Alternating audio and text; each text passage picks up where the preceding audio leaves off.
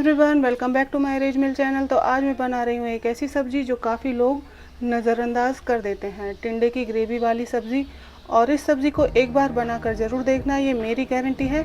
आप सिर्फ टिंडा ही नहीं, पूरी प्लेट साफ़ कर देंगे। तो थोड़े से ट्विस्ट और एकदम ढाबा स्टाइल ग्रेवी और स्वाद के साथ आइए चलते हैं, इसको बनाना शुरू करते हैं।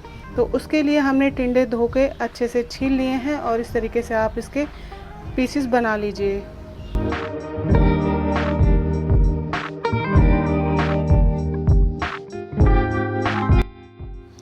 मैंने 2 मीडियम साइज़ की प्याज और 4 टमाटर लिए हैं, इस तरीके से कट कर लिया है। अब चलते हैं गैस की तरफ। गैस पर हमने रखा है एक पैन, इसमें मैं डालूंगी तेल। तो यहाँ मैं सरसों के तेल का इस्तेमाल करने वाली हूँ। जब अच्छे से तेल गर्म हो जाएगा तो जीरा ऐड कर देंगे और जीरा डालने के बाद मैंने लहसुन की कलियाँ ऐड की हैं और हल्का सा इन्हें भून लेंगे। फिर हम डालेंगे प्याज और हरी मिर्चें,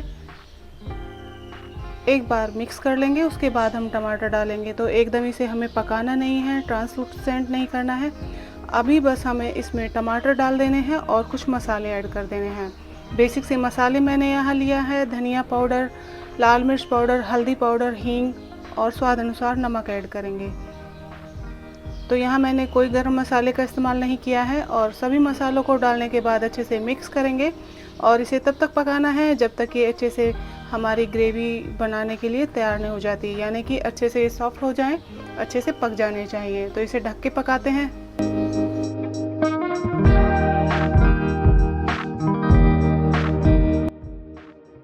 तो एक साइड में प्याज टमाटर पक रहे हैं और मैंने दूसरा पैन रख लिया है। यहाँ मैंने थोड़ा सा ऑयल ज़्यादा लिया है और क्योंकि हमें टिंडे को फ्राई करना है तो उसके लिए मैंने पहले जीरा डाला है, करी लीव्स डाल के अब हम डाल देंगे टिंडे। और साथ में हमें टिंडे के डालना है हल्दी पाउडर और धनिया पाउडर। ज़्यादा मसाले यहाँ नहीं डालने हैं, बस ये 2 चीज़ें डालने के बाद एक बार अच्छे से इसे मिक्स करेंगे।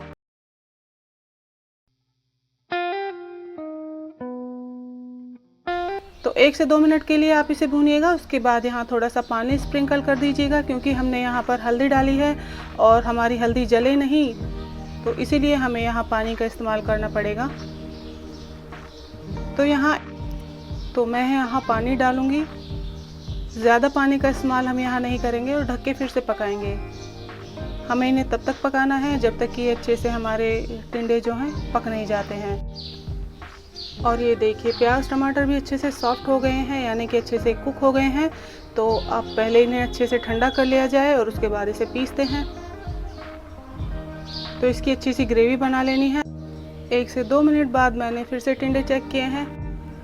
मुझे ये हल्के से कच्चे लग रहे हैं, तो थोड़ी देर के लिए हम इसे और पकाएंगे। तो इसे ढककर ही पकाइएगा।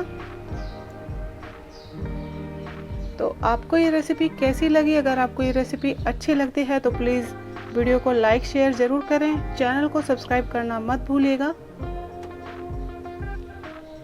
तो इस तरीके से आप देख सकते हैं थोड़ी देर बाद टिंडे अच्छे से कुक हो गए हैं और हल्के हल्के मैशर की मदद से हम इन्हें मैश कर देंगे। और हाँ, अगर आपको लगता है कि ऑयल थोड़ा ज़्यादा हो गया है तो आप मैश करने से पहले ऑयल को निकाल सकते हैं। और मैंने उसी पैन में थोड़ा सा देसी घी का इस्तेमाल किया है, जिस पैन में मैंने प्याज और टमाटर को अच्छे से भूना था। तो प्याज टमाटर की ग्रेवी हम यहाँ डाल देंगे।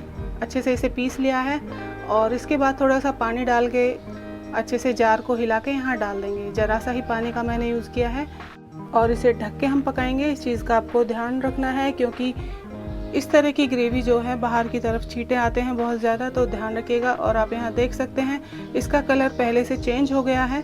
तो थोड़ी देर हम इसे और पकाएंगे जब तक कि ये ऑयल रिलीज़ नहीं कर देती है। तो इसे ढक के पकाना है। 1-2 मिनट बाद आप यहाँ देखिए हल्का हल्का सा आपको ऑयल नज़र आ रहा होगा, तो इसका मतलब हमारी ग्रेवी प्रॉपर तरीके से पक गई है। ये देखिए थोड़ी कंसिस्टेंसी इसकी थिक हो गई है और इसमें कलर भी चेंज हो गया है। तो सबसे पहले तो ज़रूरी पॉइंट यही है कि ग्रेवी को अच्छे से पका लिया जाए, तभी सब्ज़ी का टेस्ट अच्छा आता है। और अब हम यहाँ मिक्स करने वाले हैं मैश किए हुए टिंडे। आप चाहें तो स्टार्टिंग से ही ऑयल का यूज़ कम कर सकते हैं और अच्छे से मिक्स कर दीजिए। आप यहाँ देख सकते हैं कितना ज़बरदस्त कलर यहाँ पर आया है और इसका स्वाद तो पूछे ही मत। ये तो आप बनाकर खाएंगे, आपको तभी अंदाज़ा लगेगा। तो टिंडे को आप कभी हल्के में मत लीजिएगा, अगली बार इसी तरीके से बनाएं और सबको चौंका दीजिए। तो कब बना रहे हैं आप ये रेसिपी मुझे कमेंट जरूर कीजिएगा। तो फिर मुलाकात होती है नई रेसिपी में नई वीडियो के साथ, तब तक के लिए बाय बाय।